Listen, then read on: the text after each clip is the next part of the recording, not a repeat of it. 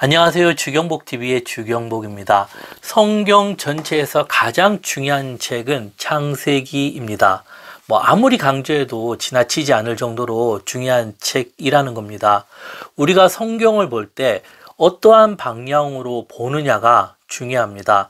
창세기는 1장에서 11장까지는 좀 다른 시각으로 이해하면서 봐야 합니다. 12장부터 요한계시록 전까지는 이 지식을 바탕으로 시대적인 배경과 역사적 흐름 위에서 이해하고 해석하고 나의 것으로 적용하면은 아주 좋은 성경 해석이 됩니다. 어느 정도 자신이 노력하고 애쓰는 만큼 수준이 계속 올라간다는 겁니다. 여기에서 중요한 팁이 전체를 보는 훈련을 해야 된다는 겁니다. 만약에 전체를 보는 훈련 없이 부분적으로만 계속 보면은 발전이 없다라는 겁니다. 효율성도 떨어지고. 그래서 우리가 이 공부하는 방법이 참 중요하다는 것을 제가 말씀을 드리고 싶습니다.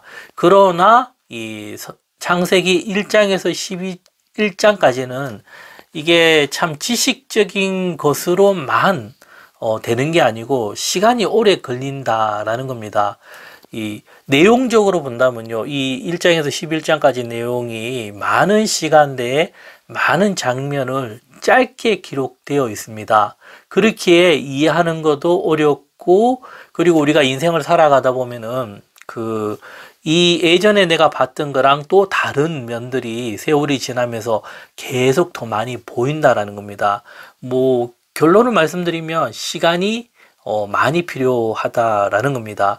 특히 1장에서 11장까지 이제 어느 정도 공부하고 이것이 절대적이다, 이게 정답이다, 이렇게 너무 강조하는 것은 좋은 자세가 아니라는 겁니다. 그 중에서도 창세기 1장에서 3장까지는 더욱 그렇습니다.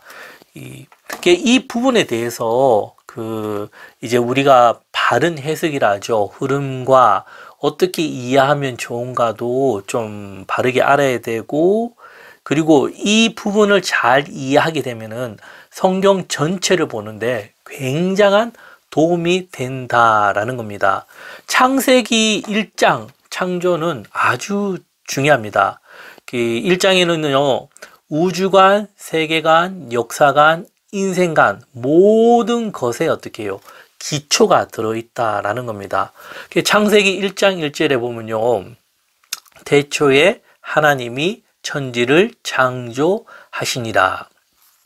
이런 창조적인 면에서 이 인간적인 입장이죠. 인간적인 그런 이성적인 사고로 창조를 바라보는 것은 좋지 않다라는 겁니다. 이 말이 어떤 의미냐면은 하나님께서 우리가 생각할 때 도깨비 방망이처럼요, 뚝딱 뚝딱 뚝딱 만들어내었다, 그렇게 생각하면 좋은 모습이 아니라는 겁니다. 사람들도요, 누구나 다 창조물을 만들어내죠.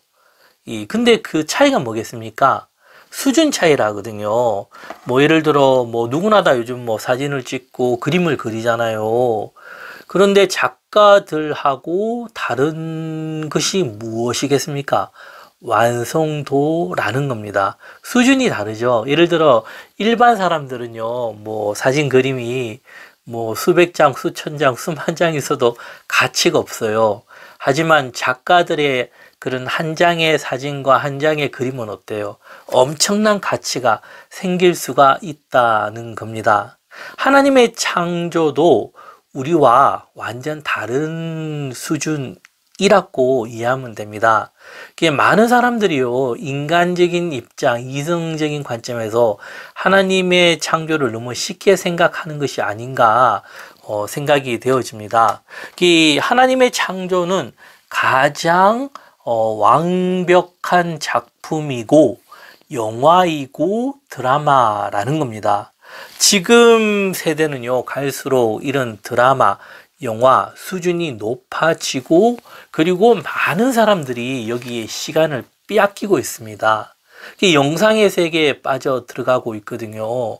그래서 현대인들은요, 생활의 거의 많은 시간을 영상, 가상현실이죠. 여기에 보내고 있는 게 그 현대인들이랍니다. 그러다 보니까 무엇이 약해지냐면은 우리 크리스찬들은 성경을 보는 시간이 줄고 또 뭐죠? 일반의 사람들은 독서를 하는 시간이 줄어드는 거거든요. 다른 말로 하면은 굉장한 중독성이 있다라는 겁니다. 이걸 몰라요. 모르고 우리가 그냥 이제 들어가는데 이걸 참 알 필요가 있어요. 제 강의에 이런 부분에 대해서 중간중간 또 제가 많이 다루고 있습니다.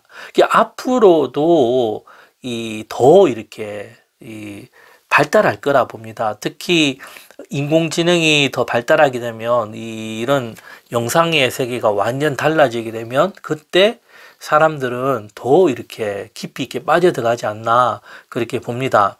그리고 지금 이제 이쪽으로 많은 사람들이 이제 찾아가니까 많은 회사들이 그죠 여기에 투자도 많이 하고 완성도도 어떻게 해요 가면 갈수록 더 좋아지고 우리나라도 어떻게 해요 이런 드라마나 영상이 전 세계적으로 내놔도 부족하지 않을 만큼 더 발전하고 있죠.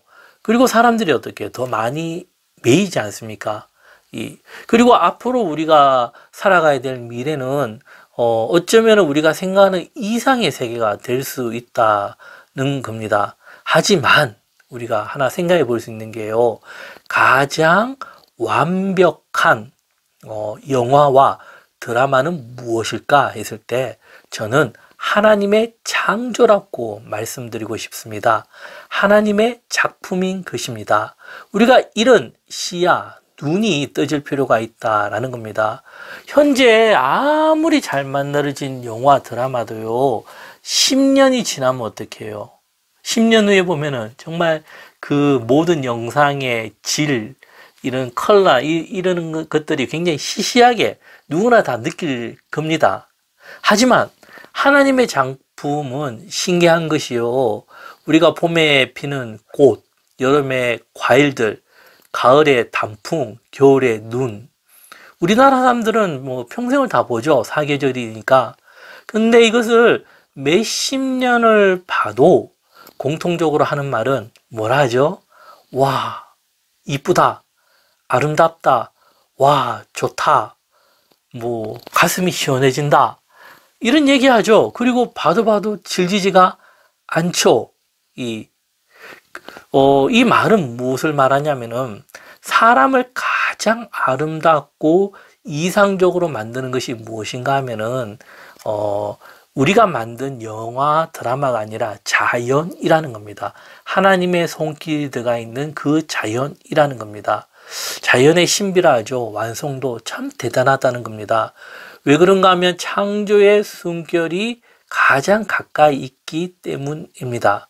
우리가요, 창조를 바로 이해하기 위해서는 이런 부분을 놓쳐서는 아니 되고 이해해야지 창조의 세계를 바로 볼 수 있다라는 겁니다. 가장 완벽한 작품을 만드신 하나님, 가장 완벽한 작품을 만드신 하나님이요. 어떻게 해요? 큰 우주부터 아주 작은 세포들까지도 빈틈이 없는 완벽한 작품을 만들었다라는 겁니다. 이것이 하나님의 창조라는 겁니다. 창조에서 하나님은 무한하고 시간과 공간을 넘어서는 분입니다. 하지만 인간은 뭐죠? 유한하고 시간과 공간에 머물러 있는 존재이죠. 그렇기에 우리가 창조를 이해하기 참 힘들다는 겁니다. 하나님의 완벽한 창조. 우리가 한 번 더 생각해 보므로요.